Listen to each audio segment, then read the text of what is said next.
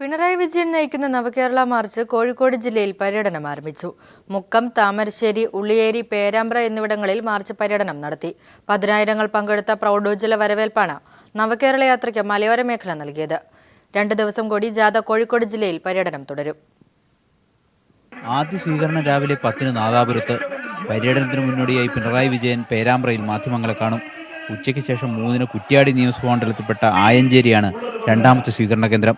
തുടർന്ന് വടകരയിലും കൊയിലാണ്ടിയിലും സ്വീകരണം നൽകും. ഇന്നലെ കോഴിക്കോട് ജില്ലയിൽ പ്രവേശിച്ച നവകേരള മാർച്ചിന് വിവിധ കേന്ദ്രങ്ങളിൽ ഉജ്ജ്വല വരവേൽപ്പാണ് ലഭിച്ചത്. ആദ്യ സ്വീകരണം തിരുവമ്പാടി മണ്ഡലത്തിന്റെ ഭാഗമായ മുക്കത്തായിരുന്നു. ജാഥാനായകനെ വരവേൽക്കാൻ നൂറുകണക്കിന് പ്രവർത്തകർ മണിക്കൂറുകളായി കാത്തുനിൽക്കുകയായിരുന്നു. തുറന്ന വാഹനത്തിൽ പിണറായി വിജയൻ വേദിയിലേക്ക്. RSS ഉയർത്തുന്ന ഭീഷണിയും വെള്ളാപ്പള്ളി RSS കൂട്ടുകെട്ടുമൊക്കെയായിരുന്നു മുക്കത്തെ പ്രധാന പ്രസംഗ വിഷയം.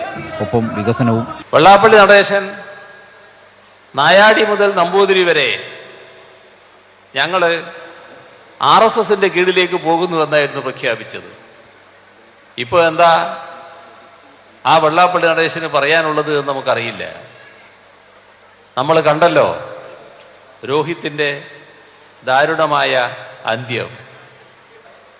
RSSന്റെ നയം കൊണ്ടാണ് രോഹിത്തിന് ആത്മഹത്യ ചെയ്യേണ്ടി വന്നത്.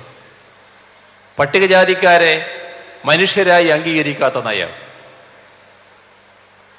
നായാടി മുതൽ നമ്പൂതിരി വരെ എന്ന് പറഞ്ഞ് എല്ലാവരെയും RSSന്റെ കൊടിക്കീഴിൽ അണിനിരത്താൻ ശ്രമിച്ച വെള്ളാപ്പള്ളി നടേശന് ഇപ്പോൾ എന്താ പറയാനുള്ളത്? താമരശ്ശേരിയായിരുന്നു ഉച്ചയ്ക്ക് ശേഷമുള്ള ആദ്യ സ്വീകരണ കേന്ദ്രം.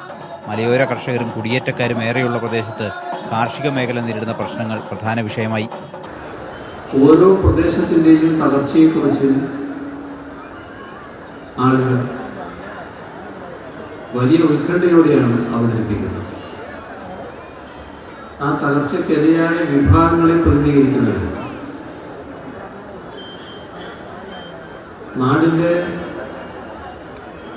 വികസനം പുറകോട്ടടിപ്പിച്ചതിനുള്ള അമർഷം ഇക്കൂട്ടത്തിൽ പ്രകടിപ്പിക്കുന്നത്. അടുത്ത സ്വീകരണ കേന്ദ്രം ഉള്ളിയേരി, തുടർന്ന് പേരാമ്പ്ര. CPIMന്റെ ശക്തി കേന്ദ്രങ്ങൾ. 10,000ങ്ങളാണ് സ്വീകരണ കേന്ദ്രങ്ങളിലേക്ക് ഒഴുകിയെത്തിയത്. നാളെയും കോഴിക്കോട് ജില്ലയിൽ ജാഥ പര്യടനം തുടരും. പേരാമ്പ്രയിൽ നിന്നും ബാബുരാജ് മൊറാഴയ്ക്കൊപ്പം സാലി മുഹമ്മദ്.